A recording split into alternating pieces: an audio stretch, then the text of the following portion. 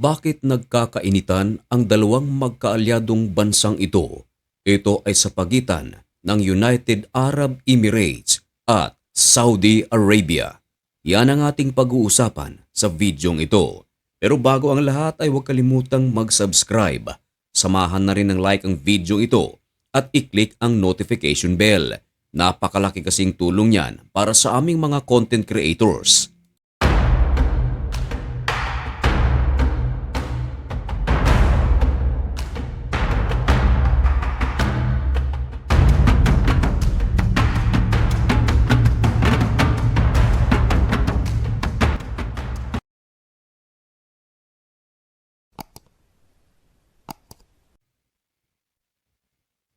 Maligayang pagbabalik mga kaibigan.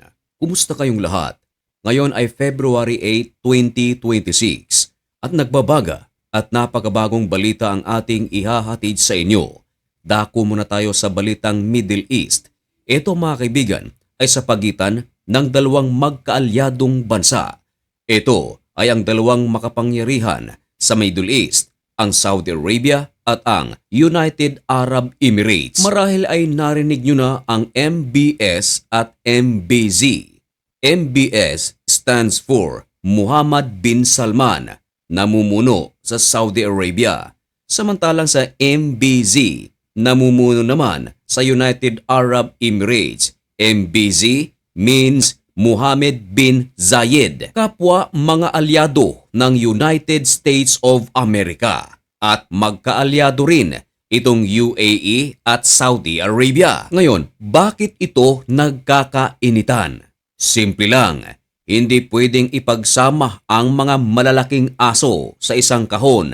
Kinakailangan talagang may isa na maghari. Gusto ng isa na siya ang maghari. Gusto naman ng isa, siya. Ngayon, nagiging rival ito sa kanilang ekonomiya at sa kanilang militar. Umusbong ang tensyon sa pagitan ng Saudi Arabia at United Arab Emirates noong nakaraang taon, noong magkaroon ng giyera sa southern part of Yemen. Ang gobyerno ng Yemen ay sinusuportahan ng Saudi Arabia. Bilyong-bilyong dolyar ang kanyang ipinopondo sa gobyerno nito at sinusuportahan din ito ang presidente ng Yemen.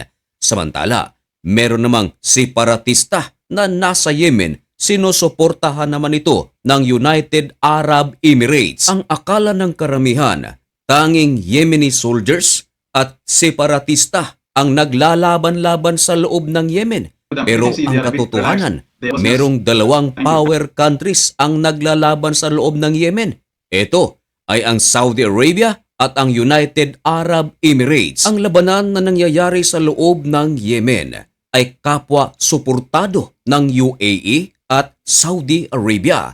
Noong magkaroon ng digmaan ang Houthis at Israel, tuwang-tuwa ang Saudi Arabia sapagkat ang Israel ay umaatake ng husto upang maubos ang isa sa mga militanteng grupo na tinatawag na Houthis. Ang pag-atake ng Israel ay tila isang napakalaking ngiti para sa Saudi Arabia nang hindi na nila kinakailangan pang umatake o gumastos dahil ang pag-atake ng Israel at Saudi Arabia sa mga militanteng grupo, pabor ito sa gobyerno ng Yemen na siya namang suportado ng Saudi Arabia. 2 buwan ang nakalipas mga kaibigan, nagkaroon ng giyera sa southern part of Yemen. Nagsagawa kasi ng pag-atake ang mga separatista at tila kokontrolin na nito ang southern part of Yemen na siya namang kinokontrol ng United Arab Emirates. Dito na kumilos ang Riyadh. Nagpadala ng puwersa ang Saudi Arabia. Ngayon, merong mga shipments na nagmumula sa United Arab Emirates papuntang southern part of Yemen. Hinihinala na ito ay mga armas at hindi nakapagpigil ang Saudi Arabia at ayon sa kanilang intelligence kinumpirma na ang naturang shipments ay nagmumula nga sa United Arab Emirates at ang recipients mga separatista sa Yemen. Kaya naman, inatake ito ng puwersa ng Saudi Arabia. Sabay babala na kinakailangang umalis na ang puwersa ng UAE na nasa southern part of Yemen. Sumagot naman ang UAE at nangako na sila ay aalis. At dahil sa ginawa ng Saudi Arabia, tila nabahag ang buntot ng UAE. Bakit? Sapagkat ang ibinigay na ultimatum ng Saudi Arabia ay 24 hours lamang. Kinakailangan na nitong lisanin ang southern part of Yemen. Sumagot ang UAE. Aalis sila hindi dahil raw sila ay takot, kundi aalis sila dahil ayaw nila ng gulo. Nako, mga kaibigan, kung sakali lang mga kaibigan, wag naman sana, pero kung sakali lang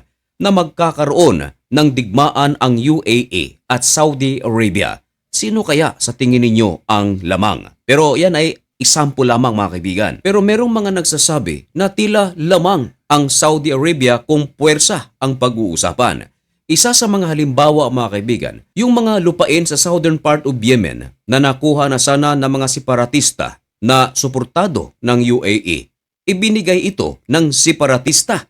Ibig sabihin mga kaibigan, tila natatakot nga ito sa posibleng gawin ng Saudi Arabia.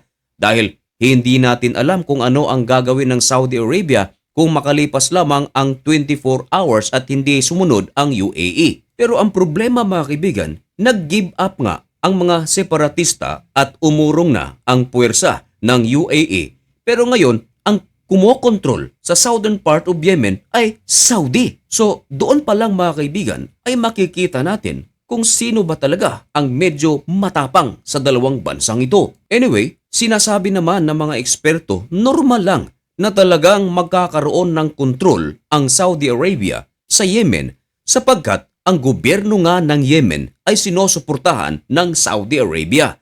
Gaya ng ating sinabi kanina, bilyong-bilyong dolyar ang ibinibigay ng Saudi sa pamahalaan ng Yemen. At ito pa isa mga kaibigan na tila nakakalamang na naman ang Saudi Arabia sa UAE.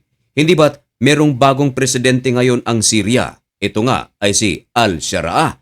Sinusuportahan ito ng Saudi Arabia. Samantala, sa southern part of Syria naman, meron namang mga militanteng grupo dito. Sumusuporta naman dito ang UAE. Kaya masasabi natin mga kaibigan na talagang may hawak ang Saudi Arabia dahil ang kanilang mga paraan ay legal. Sinusuportahan nito mismo ang pamahalaan at hindi ang mga separatista gaya ng ginagawa ng UAE. Marahil ay meron tayong mga OFWs na nasa Saudi Arabia at sa UAE. Mga kaibigan, kumusta po kayo riyan? Ano po ang inyong masasabi tungkol sa usaping ito? Maaaring ipaalam lamang ang inyong mga komento at opinyon dyan sa comment section at malugod ko po iyang babasahin. Pero meron po akong pakiusap na kung tayo ay magko-comment o magbibigay ng ating opinyon ay huwag po nating awayin ang ating kapwa sapagkat bawat isa sa atin ay may kanya-kanyang opinyon. Mga kaibigan, hanggang dito na lamang muna ang video ito. May God bless you and thank you so much for watching. Goodbye.